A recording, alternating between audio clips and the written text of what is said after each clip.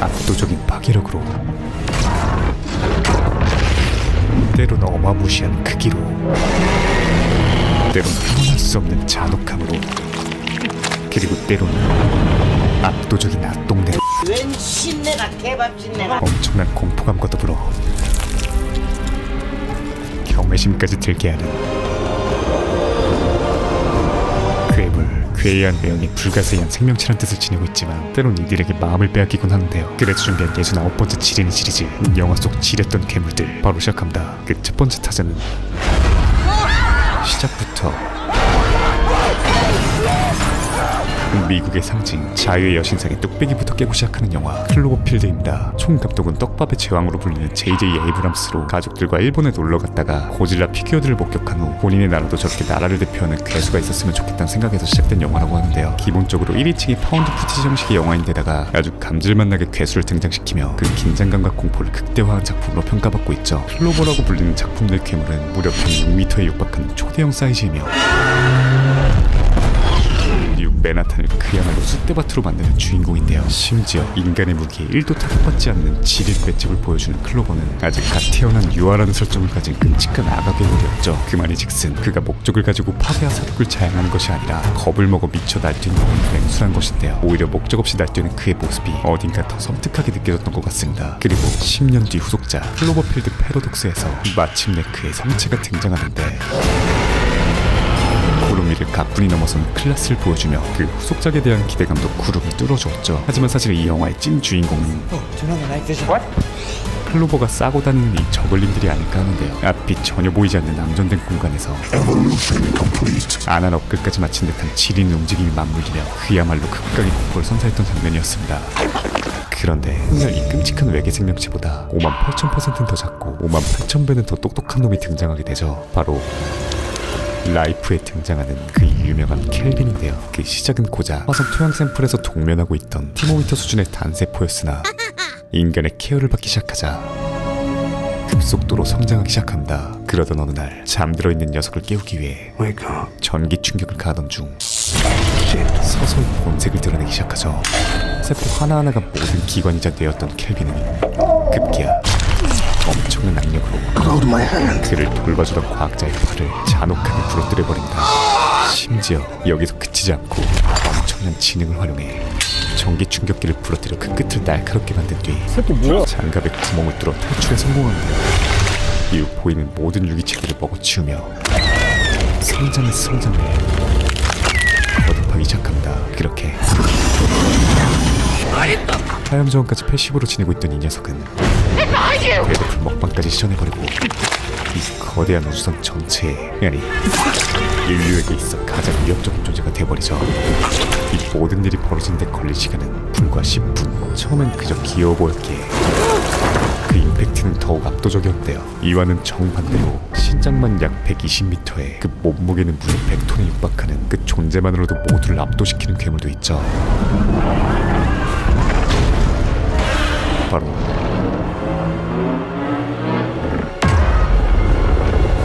1954년에 등장하여 2024년 무려 70년이 지난 지금까지 현존하는 최강의 괴물로 손꼽히는 킹갓 고질라입니다. 원제는 고지라로 그 시초는 미국이 아닌 일본인데요. 세계 2차 대전이 끝나고 핵무기와 원자력에 대한 일본의 공포로부터 만들어진 몬스터라고 하죠. 기본적으로 티라노사우루스의 형상을 띠고 있으며 미친 맷집과 저돌적인 육탄전, 그리고 오펜하이머로 기립박수칠 방사열선을 주특기로 사용하는데요. 현 시점까지 무려 38편에 출연한 다작의 왕으로 갓질라는 결국 특이점을 맞이하게 됩니다. 바로 도저히 걷잡을 수 없는 파워 인플레였는데요. 그래도 데뷔 초창기인 나름 현실적인 매직과 파워를 가지고 있던 녀석은 시리즈를 거듭할수록 드래곤볼 Z하기 시작하죠. 인간이 동원할 수 있는 모든 무기와 국민의 혈세를 아무리 동원해도 생채기조차 나지 않고 오펜하이머 한 방으로 아포칼립스를 만들어버린다. 그렇게 고질라가 등장할 때마다 잠시 땅속에 묻거나 동면을 시키는 게 최선이었던 하찮은 닌겐들은 질라 형님과의 관계에 또 하나의 특이점이 오기 시작하는데요. 왜냐하면 거대 괴수가 고질라만 있는 것이 아니었기 때문이었죠. 생긴 것도 토마려운 데다가 더 끔찍한 무차별 파괴와 적극적인 사륙을 자행하는 이들은 평소엔 피해를 안 주고 숨어 살다가 아이 개새끼야! 네가 그 싸움을 잘해? 옥상 올라와. 다른 괴수만 떴다 하면 올라와 UFC 58,000을 주최하는 갓질라 형님과 비교가 될 수밖에 없었습니다. 심지어 그 승자 또한 어레이즈 갓질라였죠. 그렇게 고질라 시리즈는 어느 순간부터 서태웅 강백호 뺨치는 인간과 갓질라의 괴수수탕 이야기가 주류로 올라서게 되는데요. 그중 인상 깊었던 빌런 괴물들을 소개해보자면 가장 먼저 몬스터버스의 서막을 열었던 빌런 무토를 빼놓을 수 없죠.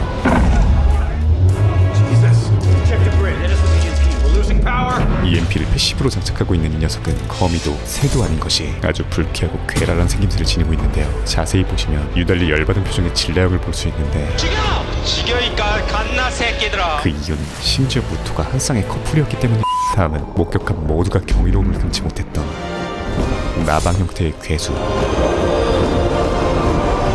모스라입니다. 이 형님 역시 1961년부터 등장한 짬킨 캐릭터 중 하나로 몇 안 되는 선한 타이탄이라고 하죠. 모스라는 오직 지구의 균형을 맞추는 게 목적인 밸런스충이었기 때문에 우호적인 관계인 고질라와 2대2 팀전을 즐기는 편이라고 합니다. 마지막은 고질라 시리즈 개근상에 빛나는 궁극의 푸른눈의 뱅간이 킹 기도라입니다. 이 삼두룡은 무려 160m에 달하는 압도적인 크기에서 나오는 유형과 파워로 킹해주고 등장할 때마다 그 고질라조차 고전하게 만들었는데요. 최근 개봉한 고질라 시리즈 킹 오브 몬스터에서 CG의 발달과 함께 굉장히 가슴해지는 전투를 선보이기 시작하죠. 날갯짓 한 번이면 폭풍을 일으키고 방사열선 뺨치는 100만 볼트는 물론이고 거대한 몸으로 무려 시속 1000km로 비행함과 동시에 나루토 뺨치는 초재생 능력까지 보유하고 있는 그야말로 압도적인 괴물이죠. 이 정도면 고질라가 처발리는 게 정상이겠지만 우리의 주인공 갓질라 형님은 전투에 전투를 거듭할수록 드래곤볼 Z 뺨치게 강력해지며 불의 축제 고질라, 메카 고질라, 프레스티지 벚꽃 대전 고질라 등 각종 스킨까지 사들이며 챌린저 타이틀을 유지하게 됩니다. 허나 얼마 지나지 않아 최대의 숙적을 만나게 되는데 바로 또 하나의 레전드 네 얼굴 아니 킹콩입니다. 사실 이거 보여주려고 어그로 끌었다. 고질라 킹콩 싸움 수준 리얼 실화. 콩의 역사는 1933년 무려 91년 전으로 거슬러 올라가죠. 당시로선 획기적인 특수촬영과 스톱모션을 활용해 그야말로 엄청난 센세이션을 일으켰었는데요. 콩이 일반적인 괴물과 다른 점 중 하나는 바로 자의로 인류 앞에 나타난 게 아니라는 것이죠. 선사시대의 생태계를 간직한 미지의 섬 해골섬에 도착한 인간들 때문에 문명과 마주하고 죽임까지 당하는데요. 최근엔 몬스터버스에 합류해서 뭔가 착하게 뜨고 다니 확 죽여버리잖아. 마약 뺨치는 존재감을 뽐내고 있죠. 심지어 콩은 과거부터 존예녀에게만 우호적인 10세 아니 인간에게 우호적인 편이었기에 본편에서 인류를 위협하는 트랜스포머가 등장하자 고질라와 환상적인 호흡을 보여주는 모습에서 색다른 카타르시스를 느꼈던 것 같습니다. 다음은 아무 생각 없이 쇼츠를 보던 사람들을 경악하게 만들었던 넷플릭스 시리즈 기생수 더 그레이입니다. 일본의 전설적인 명작 만화 기생수를 원작으로 한 넷플릭스 한국 오리지널 시리즈인데요. 극중 기생수란 어느 날 지구에 떨어진 정체불명의 기생생물을 뜻하는데 이들은 인간의 뇌에 침입해 육체를 차지한 뒤 다른 인간들을 포식하는 생태를 지니고 있습니다. 일본판에선 평범한 고등학생 남자아이 시니치에게 기생생물이 접근하지만 그의 필사적인 발악으로 오른팔에 불완전하게 기생하게 되고 그로 인해 같이 공생하며 벌어지는 이야기를 담고 있다면 한국판에선 평범한 여자아이였던 수인이가 저쪽으로 아이씨 니들이 하라고 그 묻지마 살인으로 죽어가던 와중 기생생물이 침입해 숙주의 부상을 치료하다 끝내 오른쪽 얼굴에 기생하게 되며 그 이야기가 전개되죠. 원작이 워낙 명작이었던지라 많은 사람들의 우려 속에 오픈된 기생수 한국판은 혹시 강아지 못 보셨어요?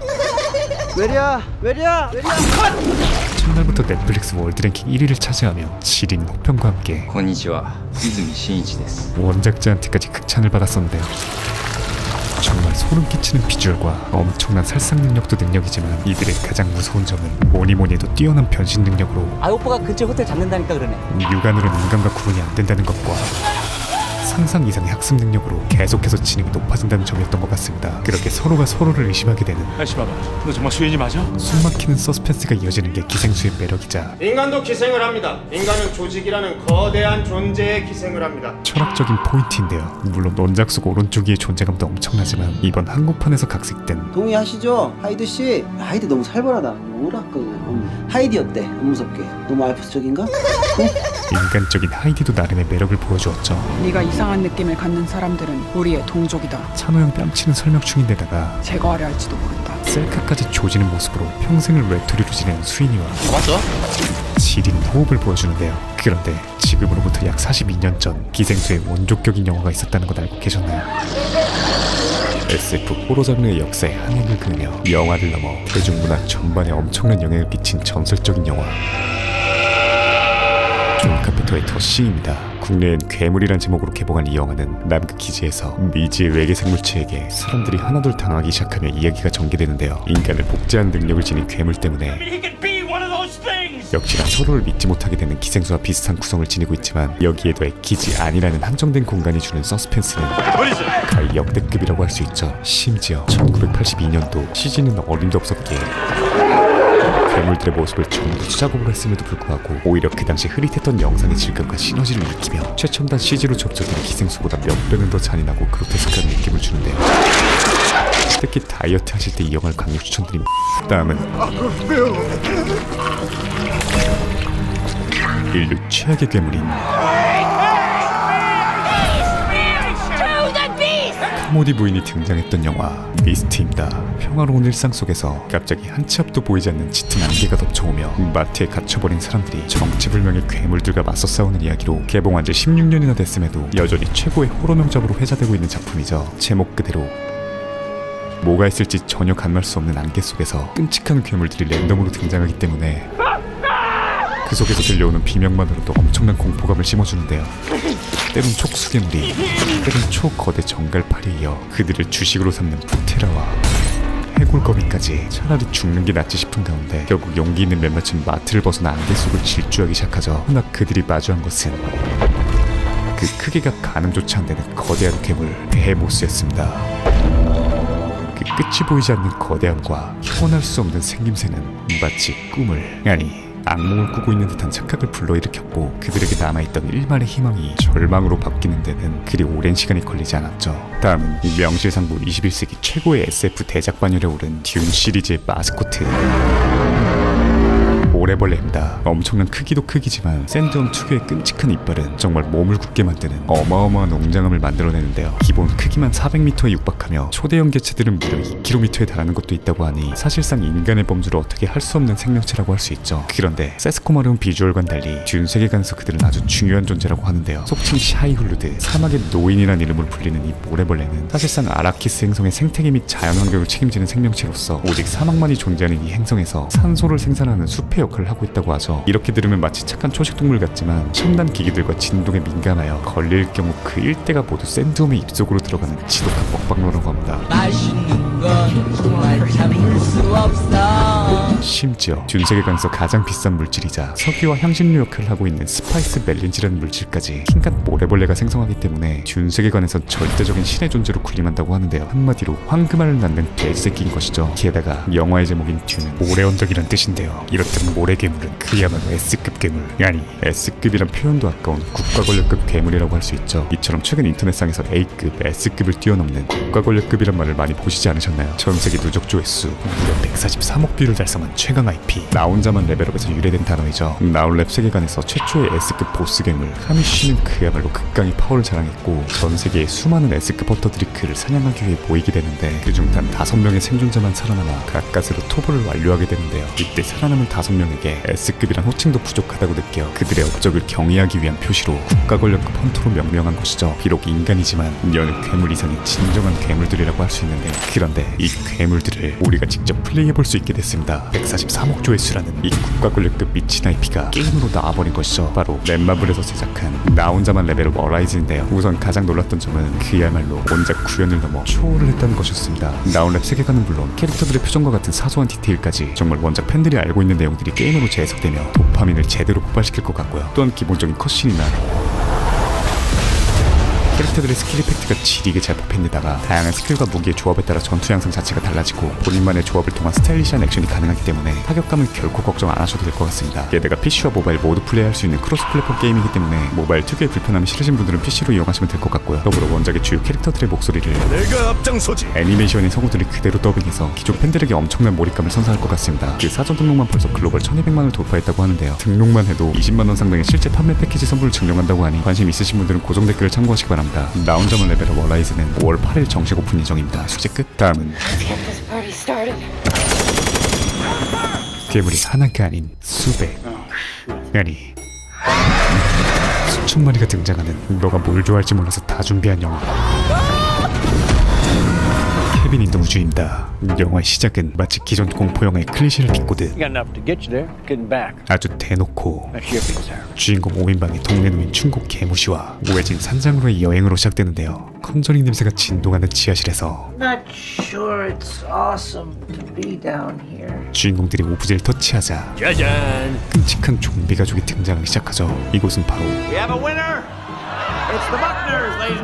일종의 인신공양을 하기 위한 거대 조직의 아지트로 인간을 희생시키기 위한 도구로서 셀 수도 없는 수많은 크리처들을 보유하고 있던 것이었습니다. 이어서 공포영화의 그 법칙이 발동해버리고 야스 커플이 유언을 남기기 시작하죠. 그렇게 본격적으로 이야기가 시작되는데 애초에 공포영화 비틀기를 목적으로 탄생한 이 작품은 우리가 들어봤음직한 괴물이라는 괴물들은 모조리 총출동하는데요. 늑대 인간을 시작으로 디멘터, 심지어 헬레이저 형님과 누구인가? 지리는 비주얼의 끔찍한 소녀 발레리나까지 등장하죠. 너무 무서워요. 정말 명륜진 사갈피도 울고 갈 정도로 이 영화가 괴물들을 계속해서 무한 리필하기 때문에 평소 크리처물을 좋아하시는 분들께 강력 추천드립니다. 마지막은 찰진 한국욕과 함께 시작하며 타이타닉 같은 재난 영화인 줄 알고 봤다가 모두가 쇼크를 먹었다는 영화 딥라이징입니다. 이 영화의 백미는 폐쇄된 초호화 유람선 안에서 주인공이 촉수괴물들을 겨우 뿌리치고 탈출하려던 찰나의 순간인데요. 알고 보니 그 촉수들이 정체 모를 심해 괴물의 달이었다는 반전이죠. 옥탈러스라 불리는 이 녀석은 북유럽의 전설 속 괴물 크라켄이 흑화했을 때의 모습을 띠고 있는데요. 주로 다리를 이용해 상체로 체액을 빨아 영양분을 흡수한다고 하는데 디자인이 너무 혐오스러워서 만든 분이 도대체 누굴까 궁금해서 찾아보니 역시나 특수효과 책임자가 영화 더 싱을 만든 사람과 동일 인물이라고 합니다. 안 본 눈을 사고 코즈미 코러, 인간이 결코 대적하거나 거부할 수 없고 제대로 이해조차 할 수 없는 것에서 오는 압도적인 공포를 뜻한 용어인데요. 모든 것을 인간의 중심으로 생각하는 세상에서 이런 괴물들을 등장시킴으로써 세상의 중심이던 인간을 한순간에 한낱 개미로 전락시켜버리는 아이러니함이 계속해서 새로운 크리처들이 나오는 배경이 아닐까 합니다. 이렇게 오늘은 역대 최악의 괴물들을 살펴보았는데요. 허나 사실 이번 편에서 가장 최악의 괴물은 다루지 않았습니다. 왜냐하면 悪魔というものを一通り調べたが最もそれに近い生物は 아까 뭐라 그랬어? 다시 한번 얘기해봐. やはり人間だと思うぞ